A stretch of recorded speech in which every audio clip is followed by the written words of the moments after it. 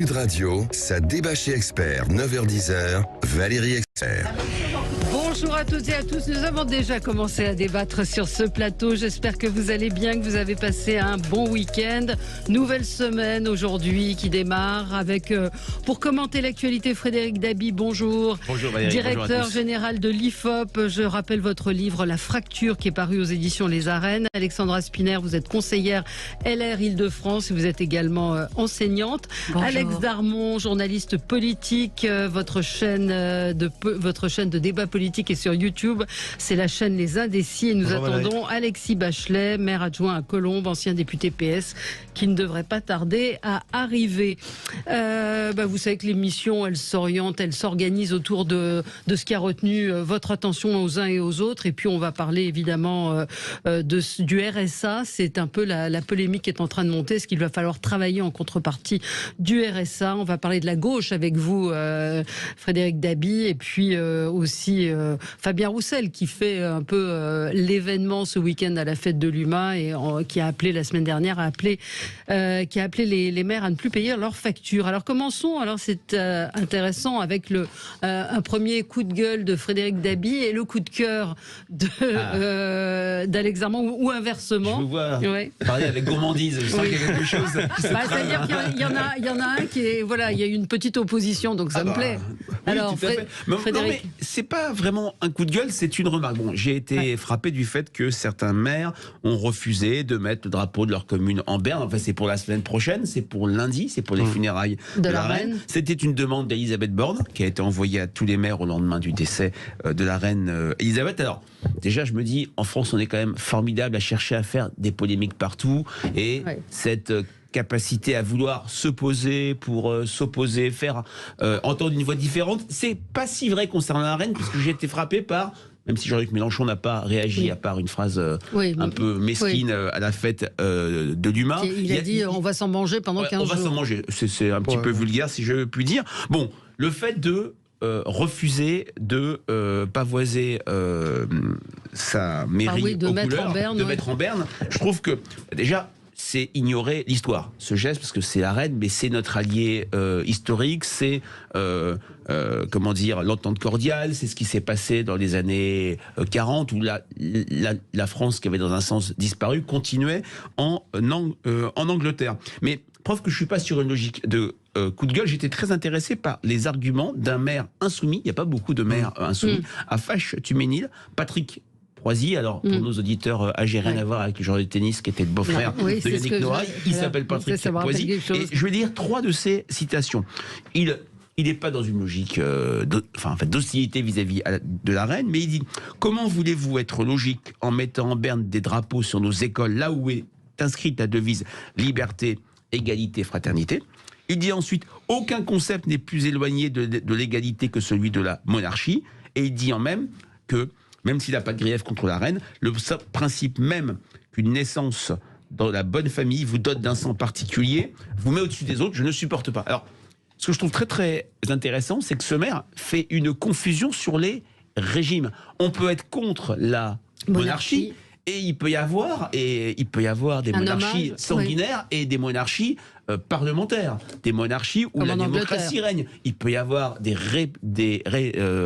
républiques qui sont des républiques fascistes, des républiques autoritaires. Et tout ça, cette forme de confusion me rappelle une archive que j'ai vue quand la reine vient en 2004 pour le centenaire de l'entente cordiale. Elle est reçue en audience au Sénat par le président de l'époque, c'est Christian Poncelet, et elle dit ce qui est en commun entre, je vous le dis à ma façon, entre la France et la Grande-Bretagne, c'est l'attachement à la démocratie parlementaire. Donc c'est une manière de rapprocher nos deux régimes. Alors l'argument de principe d'opposition à la monarchie, régime autoritaire, je veux dire, mais ça ne dans ce cas-là, ça ne traverse pas les faits et ça n'est pas validé par les faits. Voilà, c'est pas un coup de gueule, c'est une remarque. Les arguments de Patrick Proisy sont intéressants, ils sont extrêmement datés. Ils sous-entendent qu'une république est forcément démocratique égalitaire et une monarchie forcément despotique.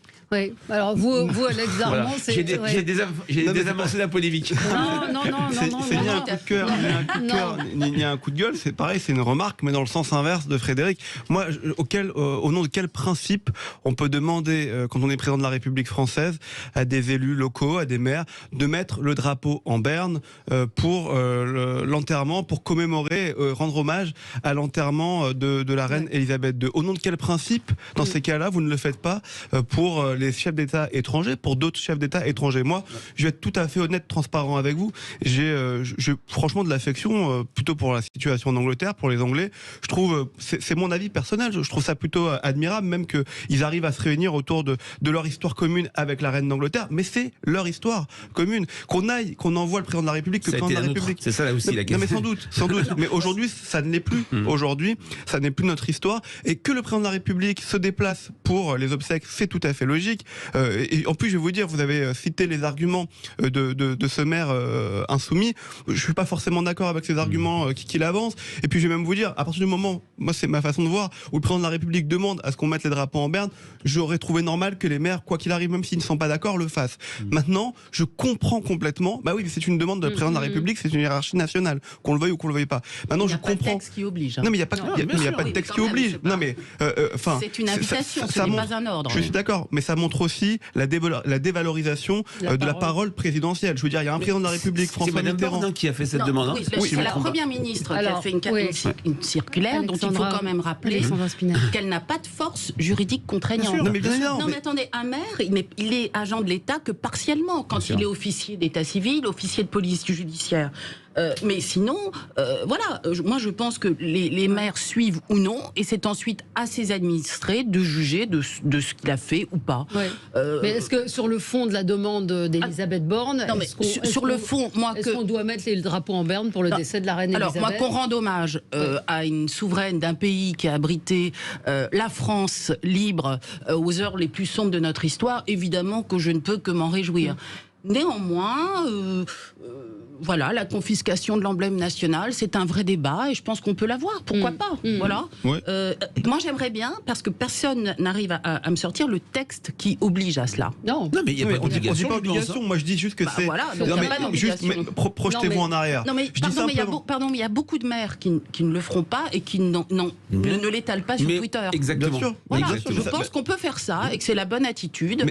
C'est En tout cas, à la l'argument discrétion du des maire maires. Insoumis ne tient pas la route. Non, il tient absolument pas et la route. historiquement, c'est une bêtise. Bien sûr, non, mais bien sûr. Oui, mais après, on est sur 1000 le fois fond, d'accord sur le fond, on peut comprendre que ce maire et que d'autres Français, d'autres personnes, d'autres élus locaux ne comprennent pas qu'on leur demande de mettre les drapeaux en berne. C'est tout à fait compréhensible. Voilà. Pourquoi pas pour Il y a pas de Gorbatchev, débat. par exemple? Gorbatchev, c'était peut-être pertinent, compte tenu qu'il a quand même assuré une paix en Europe de manière qui aurait pu ne pas durable. On surfe peut-être aussi sur l'émotion, sur...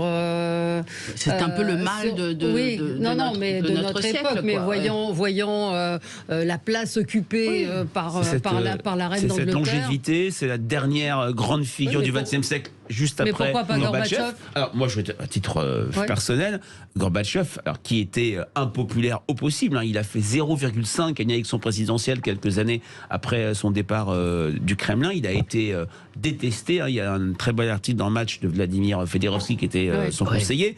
Mais c'est vrai que il a réussi à, sciemment ou pas, à abattre un régime dictatorial sur la moindre goutte de sang. Le mur de Berlin est tombé sur la moindre goutte de sang. C'est quand même quelque chose, c'était une œuvre absolument incroyable. Je pense que la reine, c'est sa longévité, et plus largement, c'est ce lien franco-britannique. Bien sûr. J'aimerais juste revenir sur une chose. Quand je dis que c'est une dévalorisation de la parole présidentielle, je veux bien qu'on s'entende. Je trouve pas ça normal que, même si c'est un conseil, une demande, les élus locaux aient besoin de s'avancer, de dire je ne le ferai pas pour aller en contradiction avec le président de la République. Je rappellerai une chose. À la mort de Lady Diana, certains drapeaux avaient été en berne. C'était à la demande de Jacques Chirac. Il n'y avait pas eu toute cette expression, tous ces besoins de créer un débat. N'existait pas à cette belle époque, mon cher Twitter, Alex. mais vous avez raison. C'est la bonne question. Mais non, mais donc- pourquoi quand le président Chirac demandait quelque chose, on a envie de le mais faire vous dites vous-même, non mais vous dites vous-même, s'ils veulent pas le faire, ils le font pas, ils ne rendent pas de compte. Et vous avez raison. En attendant, en 97, il y avait une demande du président de la République, Jacques Chirac. On a revu ces images à cette occasion de la disparition de la reine Elisabeth II. Les drapeaux avaient été en berne. Et j'étais jeune, hein, donc je peux pas vous dire avec assurance, mais en tout cas, je me rappelle de ma jeune expérience que ça n'avait pas provoqué autant de discorde. Ouais, bah oui, mais c'est le goût de la polémique des Français. Puisqu'on parlait de communication, juste cette vidéo hier d'Emmanuel Macron, un peu lunaire, où il est, je sais pas si c'est de la com ou pas, où il est décoiffé avec une chemise en col. En col Mao, en soie, enfin c'était là aussi, on sent qu'il adapte son look au public auquel il s'adresse, non? C'est dimanche. Non, mais c'était The Event, c'est un événement. Alors pour rappeler un petit peu, enfin pour expliquer ce que c'est le The Event, c'est plusieurs créateurs, youtubeurs, influenceurs qui se réunissent et qui collectent des fonds en ligne auprès de leur communauté. Ah oui, c'est énorme. Je crois qu'ils sont montés à plus de 7 millions, quelque chose comme ça, des fonds pour une cause particulière. Là, il me semble que c'était l'écologie. Simplement, oui, effectivement, cette vidéo, c'est un coup de com'. Après, franchement, on parlait là de la parole présidentielle, de la dévalorisation de la parole présidentielle. En l'occurrence. Ah non, mais sans doute. En attendant, je vous engage à aller voir sur Twitter les créateurs que je connais un petit peu, des youtubeurs que je connais un petit peu. Il fait une vidéo pour remercier ces jeunes influenceurs de s'engager dans ce combat. Et puis là, pour le coup, il se fait insulter. On insulte le président. Non, mais il y a des vraies insultes. Il y a des insultes. Il y a eu des insultes et puis des reproches. On dit, si vous faisiez le job, on n'aurait pas besoin. Les reproches, on peut les faire. Les reproches, il n'y a aucun problème. Les insultes, moi j'ai entendu des insultes qui m'ont franchement choqué. Mais je suis désolé, je suis pas une petite nature, mais il y a un moment donné, on peut aussi avoir un peu de respect, dire qu'on n'est pas d'accord, ce qu'ont fait certains créateurs. Et ils l'ont très bien fait, très correctement. D'autres ont eu l'insulte facile. On va juste marquer une petite pause et puis on en reparlera justement de cette image peut-être du président de la République, vous dans vos enquêtes d'opinion, ce que vous ressentez. À tout de suite. Sud Radio. Parlons vrai. Sud Radio. Parlons vrai. Carrefour. Si je vous dis gel douche, pour moi, faut que ça sente bon. Avec la mousse, me fait une barbe. Et si je vous dis que c'est le mois bingo et qu'avec 70% d'économies créditées sur votre carte Carrefour, le lot de 3 gels douche Ushuaïa revient à 2,15 € seulement. T'en as encore pour longtemps? Et c'est dès demain et jusqu'au 25 septembre chez Carrefour, Carrefour Market et leur drive. Carrefour. On a tous droit au meilleur. Prix payé en caisse 7,17 €, 3 fois 300 ml, soit 7,97 € le litre. Différents parfums, détails sur carrefour.fr. Peut-être qu'un jour, on pourra ramener ses enfants de l'école en drone. Peut-être qu'il y aura des transports en commun absolument partout. Ou peut-être qu'on pourra se téléporter en vacances. Mais aujourd'hui, pour des millions de Français, la voiture reste essentielle. Alors pour la rendre plus simple, économique et solidaire, on a créé Roule, le club automobile ouvert à tous. Marque commerciale d'Identicar SAS, courtier en assurance numéro Orias 09 05 26 11. Plus d'infos sur www.roule.fr. Là, c'est Hugo. Artisan, tout corps d'état. Alors je vous le dis tout de suite, on est sur un pro de la rénovation avec des journées bien chargées. Alors évidemment, il n'a pas une minute à perdre sur ses chantiers. Voilà pourquoi chez Bricoman, il peut compter sur un stock disponible immédiatement en magasin ou se faire livrer directement sur son chantier. Sans perdre de temps, en magasin et sur bricoman.fr. Et ça pour lui, c'est pro. Bricoman, conditions bricoman.fr. Sud Radio Périgueux. 104.9. Sud Radio. Chez Carglass, nos clients nous le disent, un impact sur 2 finit en moins de 3 semaines. Alors si vous avez un impact, n'attendez pas, venez le faire réparer chez nous. En plus, jusqu'au 17 septembre, pour toute intervention vitrage, Carglass vous offre vos balais d'essuie-glace avant Bosch. Ils sont gratuits. Alors prenez rendez-vous sur carglass.fr. Carglass répare, Carglass remplace. Détail de l'étude et conditions sur carglass.fr.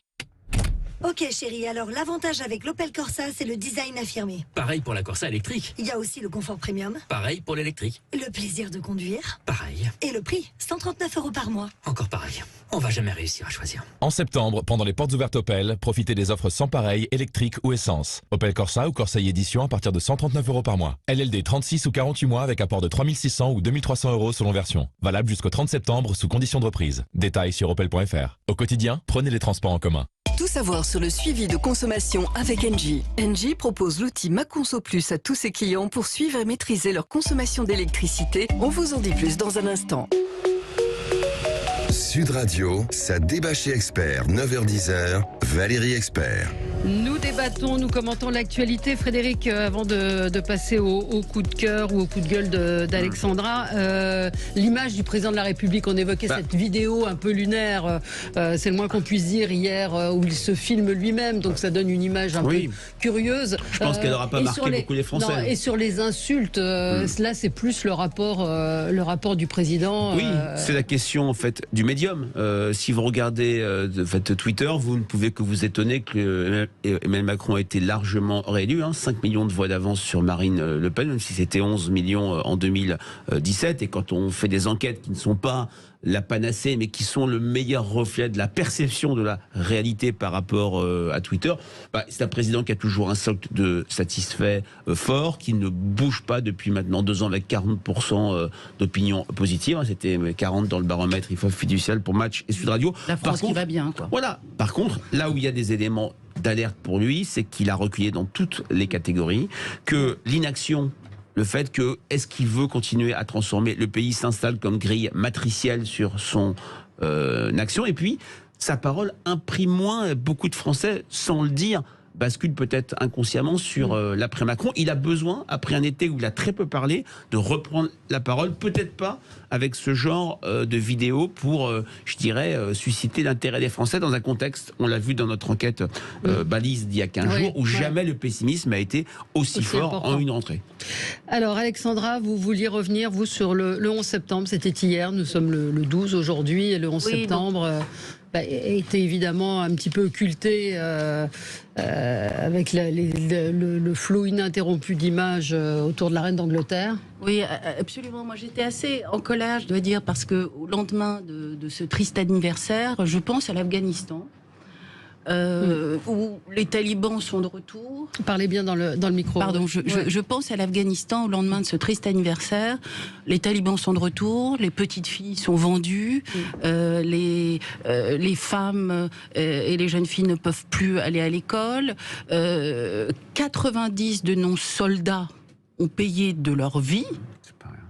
90 de nos soldats, enfin, je veux dire, c'est énorme. Et pourquoi ? Finalement, je suis scandalisée du fait que nous n'accordions pas le droit de retour des interprètes qui ont servi l'armée française. C'est une honte pour notre pays. Voilà, c'est une honte pour notre pays et on est dans une sorte d'acceptation d'une situation monstrueuse, d'un retour au Moyen-Âge, tout ça pour ça. Et avec, on voit de l'information focalisée sur l'Ukraine. Ce qui s'y passe, évidemment, mérite l'attention.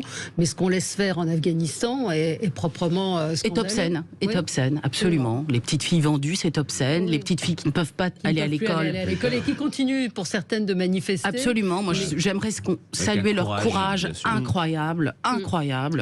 Et pendant ce temps, voilà...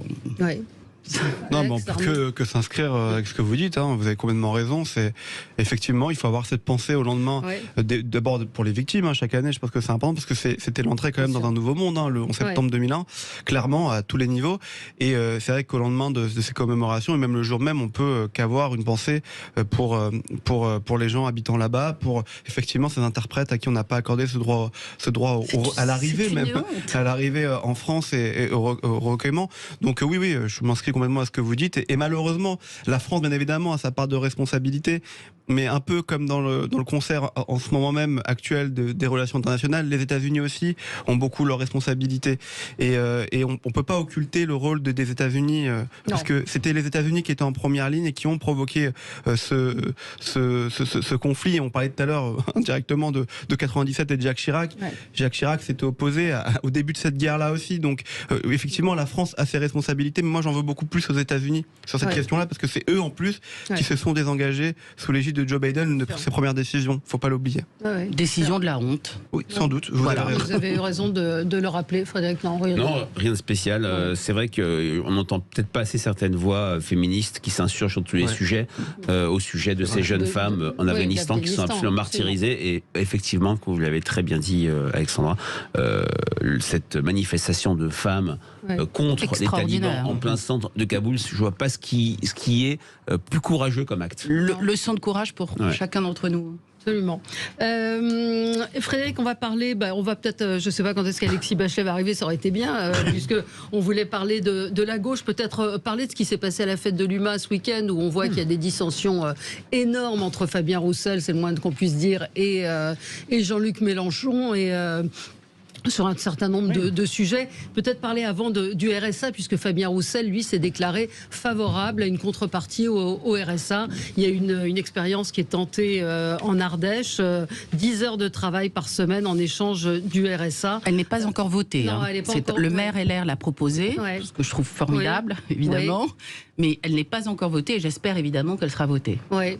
Qu'est-ce que sur le RSA sur le RSA, est-ce qu'il faut on sent que c'est un sujet qui est en train de prendre. Hein. Il y a l'Ardèche, mais c'est un marronnier pour moi. Ça revient à chaque fois, tous les 2 ans, et puis on en reparle. Mais l'Ardèche, effectivement, je crois que c'est un maire, mais qui est président de département.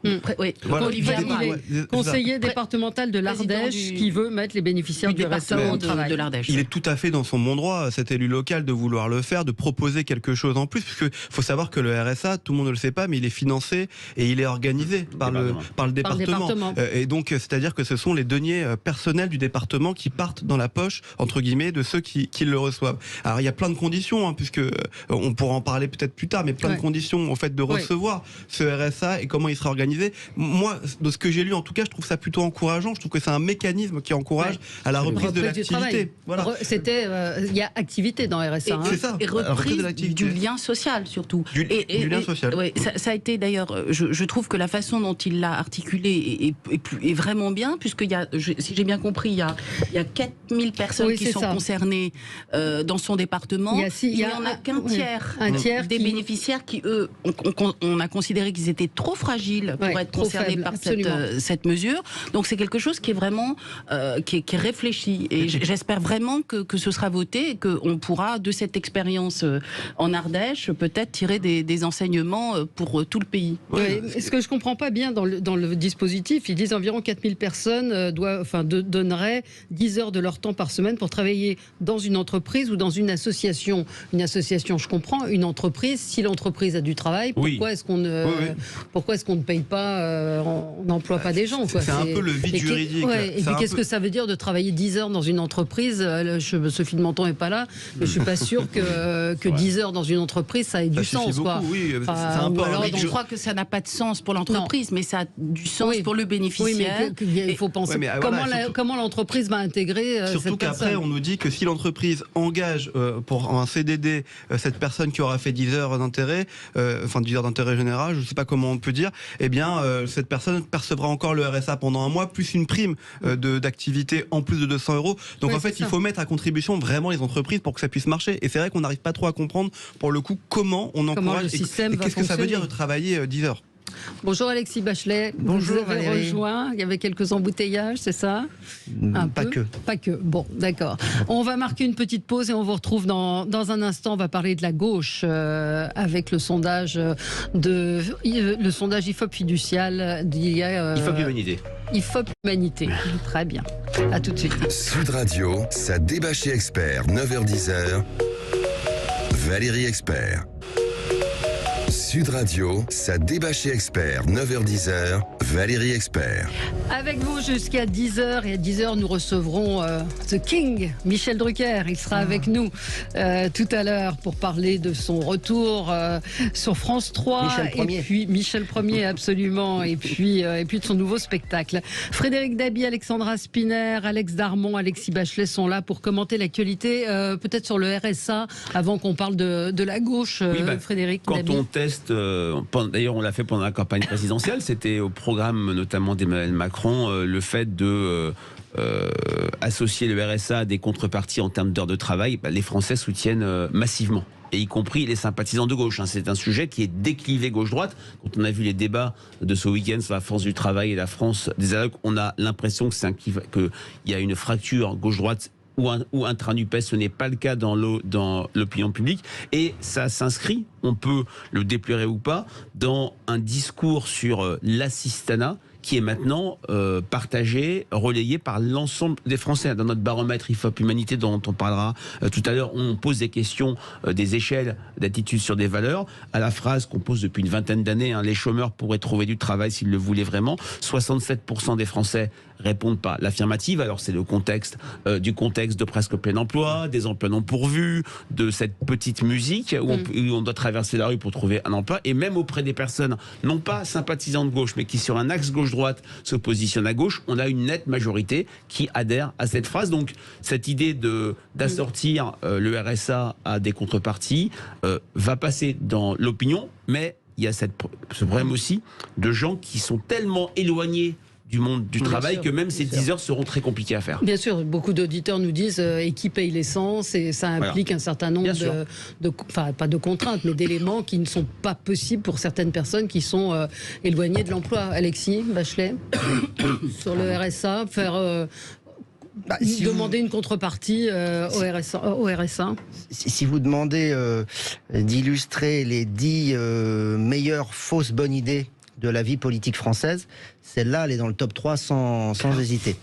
C'est-à-dire que sur le papier, tout le monde dit oui, il faudrait, parce que quand même, c'est pas normal de verser de l'argent aux gens sans qu'il y ait des contreparties. Sauf que, vous l'avez dit, ça concerne un public qui est tellement éloigné des critères de l'employabilité que la mise en œuvre, il y a déjà eu des tentatives. Nicolas Sarkozy voulait le faire.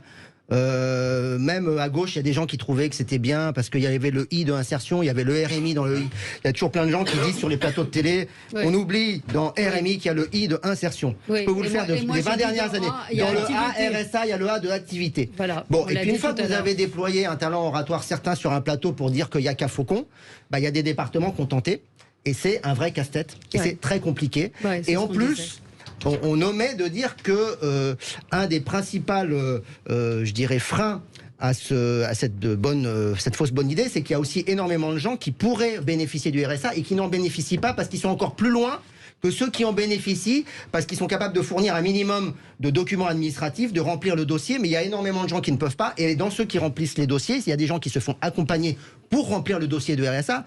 Donc ça veut dire qu'il faudrait mobiliser des gens pour les accompagner vers les 10 heures qu'on va les obliger à faire pour... Enfin, vous voyez ce que je veux dire ?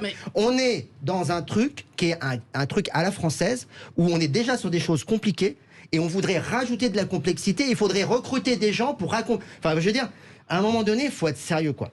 Est-ce que la première question qu'on doit se poser, c'est est-ce qu'on a les moyens ou pas de financer cet acte de solidarité ?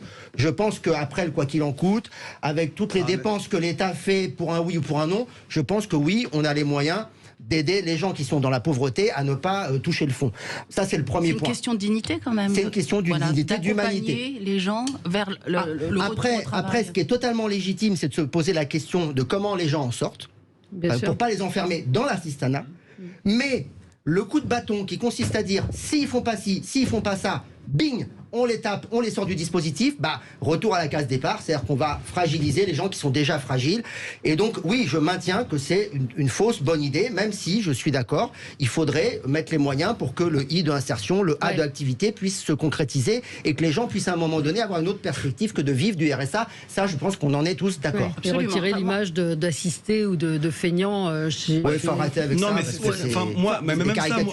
Moi, ça me dérange en fait qu'on dise et qu'on catalogue ces gens c'est pas ce qu'on a fait depuis tout à l'heure, excusez-moi. Non, absolument. Non, voilà, donc faut arrêter à chaque fois qu'on prenne ce débat, qu'on dise à chaque fois qu'on prenne ce débat, c'est parce qu'on pense qu'ils sont fainéants, qu'ils vont pas travailler, qu'on veut qu'ils travaillent, qu'on veut qu'ils se réinsèrent. D'abord, le il n'existe plus, puisque c'est aujourd'hui effectivement le RSA, donc on parle même plus d'insertion, on parle, excusez-moi, d'activité. Et moi, je ne me résous pas au fait de dire, on a déjà essayé, donc on laisse tomber. Et on n'essaye plus. C'est pas normal, en fait. Il faut qu'on puisse développer, se dire comprendre pourquoi ces gens n'arrivent pas à s'insérer. Moi, je suis d'accord sur le fait que l'association, l'entreprise, ça sert à rien. Je suis d'accord avec vous. On ne sait pas comment on va le monter, on ne sait pas comment on va l'accompagner et tout. Mais pourquoi pas leur dire d'aller dans des associations ? Non, apparemment, Olivier Amran a pris lien avec des entreprises de son département. Très bien, mais moi je lui souhaite de réussir, mais ça va être très compliqué là. Pour le coup, je suis d'accord avec M. Bachelet. C'est très compliqué. Dans ces cas-là, on ne fait plus rien. Ça, je suis d'accord, mais c'est ce que je suis en train de dire. Mais juste simplement, ce que je veux. Ça me fait très plaisir. Et ce que je veux simplement dire pour terminer, c'est que c'est aussi le rôle de l'État d'accompagner ces gens.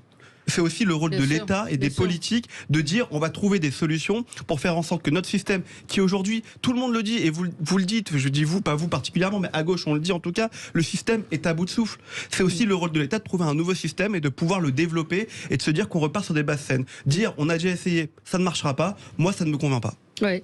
Léa Jacques Thaès nous dit après, je pense qu'il faudrait mobiliser pour que les gens fassent du local, artisanal, afin de limiter les déplacements et de retrouver un lien avec le local. Et c'est précisément la raison pour laquelle ce sont les présidents de département qui prennent ça en main. Moi, je suis désolée, ça ne me choque pas de dire qu'il n'y a pas de droit fondamental à la solidarité nationale quand on ne fait pas d'efforts. Voilà, c'est tout. Oui, mais quel effort et dans quelle mesure? C'est tout. Sur la base de quels critères? Précisément, là, ça va être très encadré, puisque déjà un tiers des bénéficiaires du RSA ont été écartés, c'est ce qu'on disait tout à l'heure, parce qu'ils sont... On parle de l'Ardèche.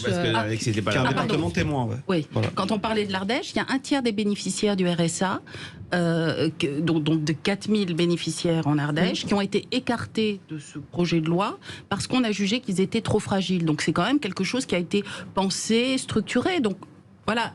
Espérons tous ensemble que ça va marcher. Frédéric Dabi, donc la gauche, où en est la gauche? Qu'est-ce que la gauche aujourd'hui? C'est l'Humanité qui a commandé à l'IFOP un sondage. Alors il est forcément bon? Oui, non. Alors là, vous êtes taquine, puisque c'est un baromètre. J'aime beaucoup les sondages qui s'inscrivent dans une certaine historicité, qui a été lancé en 2013, quand justement, du fait de l'exercice du pouvoir par François Hollande et Jean-Marc Ayrault, beaucoup de gens de gauche ne s'y reconnaissaient pas. Donc j'invite les gens à regarder le site de l'IFOP et celui de l'Humanité. Déjà, la gauche existe. 45% des Français se positionnent sur un axe gauche-droite, et ça n'a pas bougé ces dernières années. Maintenant, il y a une partie de la gauche qui soutient Emmanuel Macron, on le sait. Plus que jamais, on apprend que l'identité de gauche se construit en opposition à la droite, et de plus en plus, des sujets comme l'immigration, la question du droit de vote des étrangers, des aides aux entreprises sans contrepartie structurent le clivage gauche-droite. Alors, ce qui est intéressant cette année, c'est que la vague d'enquête prend en compte l'émergence de la NUPES. Et on a des résultats contrastés. Jamais la part des gens de gauche qui disent « oui, on peut toujours être fier de se revendiquer de gauche aujourd'hui » n'a été aussi forte. Donc, il y a sans doute un effet NUPES qui a redonné une unité. Mais quand on interroge ces gens de gauche sur la pérennité de la NUPES, ils sont 63% en décalage avec un discours médiatique ou ce qu'on voit sur les réseaux sociaux, à dire que c'est une coalition électorale amenée dans le futur à se désunir et même à disparaître. On a fait l'enquête avant les polémiques autour des propos de Fabien Roussel. Et de la même manière, et c'est là où le bas blesse, et on le voit dans le baromètre Paris Match, on voit très bien que la NUPES est vue comme une la première structure, force d'opposition, qui s'oppose au gouvernement, mais qui n'apparaît pas comme une alternative amenée à prendre le pouvoir. Et je finis par là. Le mot NUPES, on a chaque année une trentaine de mots. Est-ce que les gens les aiment pas? Le mot NUPES est les mots le plus rejetés par l'ensemble des Français et par une partie des sympathisants de gauche. Preuve que le succès finalement assez limité aux élections législatives, même si l'idée d'unir la gauche était quand même un véritable coup de génie de ceux qui l'ont fait, il y a encore beaucoup de chemin à faire. Oui, Alexis, pour ce qui vient d'être dit, en résumé. J'ai résumé, il n'a pas vu l'enquête. Je prends acte. De toute façon, je suis toujours d'accord avec Frédéric Dabi. Par définition, non, mais il y a une scission quand même. Il y a une scission très claire. La NUPES qui ressort de votre enquête, c'est que, en tout cas, les gens ne croient pas que ça puisse fonctionner sur le long terme. En tout cas, l'ensemble des Français, ce n'est pas si grave, mais une partie assez importante, assez majoritaire des gens de gauche. Il y aura bientôt l'échéance, alors on a le temps, des élections européennes, où on peine aujourd'hui à imaginer une liste unie ou unique de la NUPES. Oui. Si vraiment je dois réagir à cette photographie, puisque c'est un sondage, donc c'est une photographie, je ne suis pas très étonné des résultats. Tout le monde sait très bien que la NUPES ne représente pas toute la gauche, qu'il y a une partie de la gauche qui ne s'y retrouve pas, parce que peut-être le fait que ce soit la France Insoumise et des positions radicales sur certains sujets, ou des positions qui ne sont pas partagées par toute la gauche, notamment sur les questions internationales. On n'a pas parlé de l'Ukraine, mais bon, c'est des sujets quand même qui aujourd'hui ont une certaine importance. C'est normal que tout le monde ne s'y reconnaisse pas. Néanmoins, ce qui est important de vérifier, c'est qu'il y a toujours dans le pays une grande partie des Français, 45%, c'est beaucoup quand même, c'est pas très loin de 50 en fait, qui se reconnaissent dans une identité de gauche, même si à l'intérieur de cette identité, mais ça a toujours été dans l'histoire de la gauche, il y a toujours eu des gens qui se sont sentis d'une sensibilité plus radicale, c'était des communistes il y a 50 ans, mais il y avait aussi à l'époque des centristes, les PRG, des radicaux de gauche, bon, et c'était vrai aussi à l'époque du Front Populaire. Donc tout ça, ça montre quand même des constantes. C'est-à-dire que, et à un moment donné, effectivement, la formule qui permet à la gauche de revenir au pouvoir, c'est la formule qui permet aux gens les plus radicaux de s'y retrouver, même s'ils s'y retrouvent pas complètement, et aux gens qui sont un peu moins, on va dire, radicaux, de dire oui, quand même, ça vaut le coup d'essayer, et on y va. Et du coup, ça a fait les grandes victoires du Front Populaire, de François Mitterrand, et même jusqu'à Hollande récemment. Donc, au fond, l'histoire continue. Voilà, on est à un moment de l'histoire. Effectivement, c'est peut-être pas la NUPES qui permettra à la gauche de reconquérir le pouvoir, mais la NUPES aura permis quand même d'avoir 150 députés à l'Assemblée nationale. Et il y a des gens qui aiment bien, dans l'Assemblée nationale, avoir des députés qui portent leurs idées et qui se reconnaissaient pas dans l'Assemblée précédente où il y avait 370 soldats de la majorité et très peu de place pour les oppositions. Voilà. Non, mais je trouve que c'est très très bien résumé. Je suis toujours d'accord avec Frédéric Dabi. Maintenant, avec Monsieur C'est un Bachelet, peu comme Michel Drucker. Hein. Tout le monde a gagné. Non, c'est Jacques Martin là. Non, mais tout le monde a gagné. On prépare l'émission après. C'est très bien. Claude Berry, c'est Claude Berry. Tout le monde remerciait Claude Berry. C'est très bien résumé. La seule différence, c'est qu'aujourd'hui, ceux qui étaient radicaux hier ne le sont plus aujourd'hui, et inversement proportionnel. Quand vous voyez les propos des communistes et de Fabien Roussel ce week-end, c'est franchement assez, j'allais dire lunaire, c'est pas le bon terme, mais assez amusant de voir que c'est effectivement le Parti communiste qui tient ses propos aujourd'hui face aux gens de la NUP. Maintenant, je suis pas étonné non plus sur les résultats, sur le fait que la gauche fédère toujours autant autour d'elle, mais cette scission de la gauche, elle existe depuis maintenant déjà 10 ans. Depuis l'arrivée de François Hollande au pouvoir, vous avez toujours eu une gauche, vous aviez des frondeurs à l'époque qui n'étaient pas d'accord avec le pouvoir en place, et pourtant ils avaient une majorité. La gauche est en perpétuelle j'allais dire entreprise de démolition pour se reconstruire derrière, et ça prendra du temps. Là, je pense malgré tout beaucoup plus de temps qu'auparavant, parce qu'il y a quand même des avis qui sont complètement différents sur toutes les questions de société, et à commencer par l'écologie qui est quand même le cheval de bataille de la gauche. Aujourd'hui, vous avez deux écologies qui normalement est un thème cher à la gauche, qui s'affrontent complètement. Donc je pense que ça va être très compliqué de rassembler aujourd'hui les différentes sensibilités de gauche. Alors, Manuel Valls, en son temps, avait théorisé la scission des deux gauches. Moi, enfin, les gauches irréconciliables. Oui, absolument, oui. Mais c'est le cas. Non, c'est une théorie, c'est de l'idéologie, quoi. Oui, mais on veut tuer la gauche, donc on décrète qu'elle est divisée mortellement. Elle est divisée mortellement. La gauche républicaine, universaliste, elle est où? C'est qui aujourd'hui? Dites-moi, c'est qui? La gauche républicaine, c'est qui? La gauche républicaine, elle est dans tous les partis de gauche. Non, on peut pas dire. Presque. Mais non. Presque. LFI, c'est la gauche républicaine. C'est la gauche républicaine, universaliste et laïque. Il y a plus de différence aujourd'hui entre LFI, Europe Écologie, le Parti Socialiste, qu'il y en avait entre la CFIO de Guy Mollet et le Parti communiste de Jacques Duclos ou de Georges Marchais, qui à l'époque était inféodé à l'Union soviétique. On était dans un contexte de guerre froide où là c'était une question de vie ou de mort pour les nations. Les chars soviétiques étaient à 500 km de Paris. Donc ça on n'est plus divisé aujourd'hui qu'on l'était à l'époque où les chars russes pouvaient envahir l'Europe de l'Ouest. Franchement, quand vous voyez les propos de la France, qu'il faut relativiser. Quand vous voyez les propos de la France insoumise sur la question chinoise, vous dites quand même, peut-être pas plus, mais peut-être égal. Peut-être égal. Peut-être. Mais donc, et on est au début de cette scission. Ce qui n'a pas empêché à un moment donné, dans les années 70, de faire un programme commun. C'était pas d'ailleurs il y avait des désaccords. Il y avait le Parti socialiste d'un côté et le Parti communiste. Et François Mitterrand, qu'est-ce qu'il a fait? Il a demandé aux électeurs de trancher. Il a dit voilà, vous avez une gauche qui est plus radicale, qui est proche du bloc soviétique, et vous avez une gauche qui est plus républicaine, plus universaliste, plus proche, on va dire plus modérée. Alors, on va dire modérée. Et à un moment donné, c'est les électeurs qui ont dit si la gauche doit prendre le pouvoir, c'est avec ces gens-là. Je pense que ce que dit en fait Alexis est juste. Il y a toujours eu des vrais. Je ne suis plus d'accord avec. Non mais sur le constat de division très forte, la gauche de Marchais et la gauche de Mitterrand. Évidemment, on est tous d'accord. Le problème, c'est l'incarnation. Et je pense, et c'est des enquêtes qui le montrent, que tant que pour les Français, l'équation suivante se fait, NUPES égale LFI, LFI égale Jean-Luc Mélenchon, donc la NUPES c'est Mélenchon d'ailleurs dans notre sondage qui incarne le mieux la NUPES. Jean-Luc Mélenchon arrive nettement en tête. Jean-Luc Mélenchon, en dépit de son très bon score à l'élection présidentielle, de sa place centrale, est quelqu'un qui suscite un rejet majoritaire auprès de l'ensemble des Français. Et quand on a seulement 32% des Français qui considèrent que la NUPES peut arriver au pouvoir dans les prochaines années, je pense que, la statue du commandeur Mélenchon gêne énormément l'émergence de cette gauche, parce que les différences, elles sont réelles. Oui, il y a une gauche universaliste, il y a une gauche woke, il y a une gauche qui est Charlie, celle de Fabien Roussel, il y en a une qui ne l'est pas du tout, celle de la France Insoumise, si je mets de côté 2-3 personnes. Voilà, ça c'est des vrais clivages sur le nucléaire, sur les questions internationales, que Jean-Luc Mélenchon n'ait pas réagi après l'attentat contre Salman Rushdie, à la différence de tous les leaders de gauche. Ça aussi, c'est un vrai clivage, mais au-delà de ça, il y a l'incarnation. Oui. Mais pardon, mais puisqu'on a la chance d'avoir un éminent sondeur, est-ce qu'on pourrait avoir la liste est-ce qu'on pourrait avoir la liste des personnalités politiques qui aujourd'hui dépassent les 50% d'opinion positive et qui sont capables de fédérer là comme ça spontanément des millions de Français?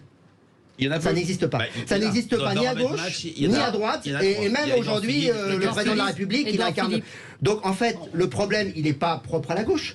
Il est propre à l'ensemble du champ politique qui, à droite, aujourd'hui, émerge. Où est le leadership? C'est Ciotti? C'est Pradier? Personne ne connaît. Non, enfin, faut être sérieux à un moment donné. Donc, le sujet, je veux bien qu'à un moment donné, on fasse un peu la loupe sur dire, regardez la gauche, dans quel état ils sont. Mais on sort de la mais en réalité, oui, bien sûr, mais, Frédéric, mais moi, ce que je veux dire, c'est que j'ai le droit de dire que on peut relever un peu le nez du guidon et se dire que, globalement, le paysage politique, il est à peu près dans cette situation où effectivement il y a une crise de confiance. Les partis politiques, quels qu'ils soient, n'inspirent pas confiance, et les leaders politiques aujourd'hui ne sont pas des gens derrière qui les Français ont envie de se rassembler et qui incarnent. Sud Radio, ça débat chez Expert, 9h-10h, Valérie Expert. Nous débattons et ça continue de débattre, même pendant la pub. Vous savez qu'on a repris l'antenne. Allez, je vais faire la maîtresse d'école. Frédéric Dabi, Alexandra Spiner, Alex Darmon, Alexis Bachelay. Je voulais qu'on dise quelques mots tout de même des déclarations de Fabien Roussel vendredi, qui appelle les maires et les entreprises à ne plus payer leurs factures d'électricité. C'était donc vendredi dernier, et c'était pour appeler, pour dire que parfois les collectivités ne pourront plus, et certaines entreprises, payer les factures d'électricité si elles augmentent. Alors c'est quoi? C'est de la démagogie? C'est de la démagogie absolue. Alexandra si chacun s'émancipe des règles, il n'y a plus d'État. Puis la gratuité, c'est une chimère magnifique, mais la gratuité, elle coûte très cher. Donc voilà, que va-t-il se passer? Je ne suis pas certain d'ailleurs que ça soit la position de la CGT. Non. Si demain EDF mettait la clé sous la porte, il y a beaucoup de permanents de la CGT qui se retrouvent au chômage, et ça serait dommage pour eux, et ça serait dommage pour nous aussi, parce qu'on n'aurait plus d'électricité. Avant que EDF mette la clé sous la porte, je crois qu'il y a de la marge. Il y a de la marge avant que EDF mette, c'est plutôt renvoyé à l'État. L'État est actionnaire et qu'on va remettre au pot, mais l'État c'est nous, comme dirait l'autre, donc à la fin il y a quand même quelqu'un qui paye. Donc je ne suis pas certain que cette position soit soutenue par la CGT. Mais au-delà de la boutade, moi je pense que c'est effectivement une forme de démagogie, au sens où ça empêche de trouver des vraies solutions. Les vraies solutions, il y en a, y compris dans les collectivités, c'est de faire des économies. C'est-à-dire qu'à un moment donné, dans toutes nos villes, il y a des bâtiments communaux, il y a un éclairage public, il y a des équipements qui coûtent très cher, qui sont très énergivores, il y a des bâtiments qui ont besoin d'être rénovés, etc.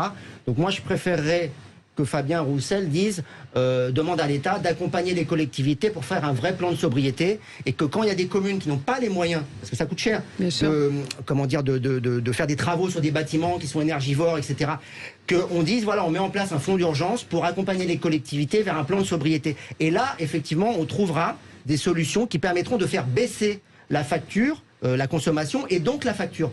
Mais c'est prendre le problème à l'envers. Aller dire on paye plus la facture, ça veut dire on continue à faire comme avant, c'est-à-dire on continue à faire n'importe quoi. On s'en fout d'avoir des bâtiments qui sont des passoires thermiques, on les laisse comme ça. On s'en fout d'avoir des gens dans la HLM qui sont dans des passoires thermiques, on fera les travaux dans 10 ans, dans 20 ans, on verra plus tard. On s'en fout de laisser l'éclairage tout le temps et de manière inutile, au milieu de la nuit. On a des écoles, on a des fois des bâtiments qui sont Enfin, c'est des vrais sujets. Et donc moi je trouve que effectivement, moi, ma sensibilité elle est plutôt écologiste. Je trouve que c'est vraiment, on voit bien que dans cette proposition-là, Fabien Roussel il s'en a rien. C'est ce qu'on s'était dit tout à l'heure. Il y a une partie de la gauche qui s'en fout de l'écologie et qui veut faire comme avant. C'est-à-dire, comme avant, c'est de dire voilà, on n'arrive plus à payer, la consommation augmente, on arrête de payer. Moi j'ai envie de dire les consommations augmentent, comment on fait pour faire réduire les consommations? Et il y a plein de pistes, il y a plein de choses à faire dans ma commune comme dans les milliers de communes, départements, régions. Et à ce moment-là, on sait qu'il y a des communes qui sont plus pauvres, qui ont peut-être des difficultés pour faire certains investissements. Et on demande à l'État effectivement de mettre un fonds d'urgence. Ça c'est une bonne idée. C'est mon idée. C'est une très bonne idée, c'est intéressant. Néanmoins, il faut quand même savoir de quoi on parle. Moi je suis d'accord avec tout le monde, c'est de la démagogie, tout ce qu'on veut, mais il faut quand même savoir de quoi on parle aujourd'hui. C'est quand même un coût considérable. Considérable. Quand vous savez qu'il y a un an, le mégawattheure, parce que c'est de ça dont on parle, coûtait 85 euros, et qu'aujourd'hui c'est 1000 euros. C'est 1000 euros aujourd'hui. Il y aura forcément des conséquences terribles. Énorme pour les collectivités locales. Mais pour les particuliers aussi. Mais je suis d'accord. Mais donc ça veut dire qu'à ce moment-là, le particulier peut dire mais moi aussi j'arrête de payer. Mais je suis d'accord avec vous. Je ne dis pas qu'il faut le faire. C'est une incitation. C'est la fin de l'État. C'est la fin de la hiérarchie de décision. Donc il n'y a pas de problème. Je suis d'accord avec vous. C'est pas tenable. Et c'est pour ça que c'est intéressant ce que dit M. Bachelet sur le fait qu'il faut réfléchir à comment réduire la consommation. Je suis d'accord. Mais par contre, ça veut quand même dire, je suis désolé, on en revient au débat de tout à l'heure, juste avant qu'on avait avant la coupure, c'est qu'il y a deux gauches, pour reprendre les termes de Manuel Valls que vous avez cité, irréconciliables. On le voit bien. Là, vous avez quelqu'un, Fabien Roussel, qui dirige le Parti communiste français et qui dit il faut qu'on arrête de payer, et d'autres qui sont invités à la fête de l'humanité et qui disent non, mais là, il faut qu'on revoie, il faut qu'on baisse, et qui sont pas dans un défi permanent vis-à-vis du pouvoir. Donc la vraie solution aujourd'hui, c'est effectivement réduire la sobriété énergétique. Le problème, c'est que si vous n'êtes pas d'accord à gauche, jamais on abordera ces questions à l'Assemblée nationale et jamais tout ça changera. Voilà, c'est tout. Non, mais alors autant sur beaucoup de sujets, il y a deux gauches irréconciliables, autant sur la question de la prise de conscience environnementale, qu'on ne peut plus fonctionner comme avant. Alors même si c'est vrai que la proposition de Fabien Roussel le fait sortir de son discours qui était plutôt réaliste sur beaucoup de sujets et le met dans une certaine démagogie. C'est vrai que du point de vue de l'opinion publique, et là il n'y a pas de Français de gauche, de Français de droite, l'inquiétude est si forte sur la hausse des prix, sur le système, sur la planète, et les jeunes de ce point de vue-là sont absolument en avant-garde. Je pense qu'il y a vraiment des constats partagés sur, un peu comme le disait Alexis Bachelet, on ne peut plus continuer comme avant, et trouvons des sources d'économie. Là, je ne pense pas qu'il y ait des clivages si forts dans l'opinion publique. Oui, je sais pas. Alexis. Et en plus, ça fait aussi l'économie sur le débat sur la formation du prix de l'énergie en France. On est sur un marché qui est hyper régulé. C'est l'État qui fixe le prix du kilowattheure, qui oblige EDF à revendre à ses concurrents, etc. etc. Et donc, Fabien Roussel le sait tout ça, parce que c'est pas un idiot. Il est député, il a fait des études, il a réfléchi, je pense qu'il sait. Et donc, et en plus, il est proche, effectivement, de syndicats comme la CGT qui sont très implantés dans EDF. Donc, en faisant ça, en fait, il fait l'arbre qui cache la forêt et il empêche d'attaquer les vrais sujets qui sont, la consommation. On est en retard par rapport à un tas d'autres pays. On n'a jamais fait des efforts qu'on devait faire en termes de sobriété, de changer toutes les lumières en LED, de faire les bâtiments qui sont les plus énergivores, peut-être de fermer certains équipements qui sont irréparables et qui sont des passoires énergétiques. Ça, en France, on met la poussière sous le tapis. Et puis après, effectivement, on attaque la question du mix énergétique. Pourquoi la France est le pays qui est le plus en retard sur les énergies renouvelables? Pourquoi effectivement l'électricité nucléaire qu'on nous a vendue pendant des années comme c'est magique, c'est nucléaire, aujourd'hui ça coûte, vous l'avez dit, 1000 kilowattheures. On n'est plus protégé par le nucléaire, etc. Ça coûte aussi cher parce que c'est des vrais sujets. Il y a des centrales qui ont été fermées. Si ça coûte mais elles n'ont pas été fermées. Elles sont fermées parce qu'elles sont corrodées. Parce qu'il y a la moitié des centrales sont fermées pour des raisons de maintenance. La seule qui a été fermée pour une raison politique, c'est Fessenheim. Mais la maintenance, c'est de la volonté politique. Il y a 24 centrales fermées, il y en a une qui a été fermée pour des raisons politiques. Les autres, elles sont en maintenance parce qu'il y a des problèmes mais qui ne sont pas des problèmes majeurs. Si vous avez écouté le Floc Prigent qui était dans Les Vraies Voix, qui connaît. Non, mais il vous explique qu'il y a des choses qui auraient pu être faites s'il y avait eu une volonté politique. Bon, c'est un autre débat. Moi, j'aimerais vraiment qu'on établisse les responsabilités de la perte de souveraineté énergétique de la France. Ça, c'est un vrai sujet, par exemple. Il faudrait qu'on y réponde. Est-ce que la souveraineté énergétique, c'est le nucléaire ou c'est les énergies renouvelables? Vous l'avez tout dit. Qui sont produites sur le terrain, alors que l'uranium est produit dans d'autres pays. Mais quand Frédéric Dabi dit qu'on est tous un peu d'accord, en tout cas à gauche, sur le fait qu'il faut avoir une politique écologique. Oui, bien sûr. Mais ce que je veux dire par là, c'est simplement qu'il y a deux politiques de conception de l'écologie qui sont complètement différentes à gauche. Et on l'a encore vu ce week-end. Voilà. Allez, c'est fini. Dans un instant, Michel Drucker sera avec nous pour l'émission Média. À tout de suite. Sud Radio. Parlons vrai. Parlons vrai. Sud Radio. Parlons vrai. Sud Radio. Parlons vrai.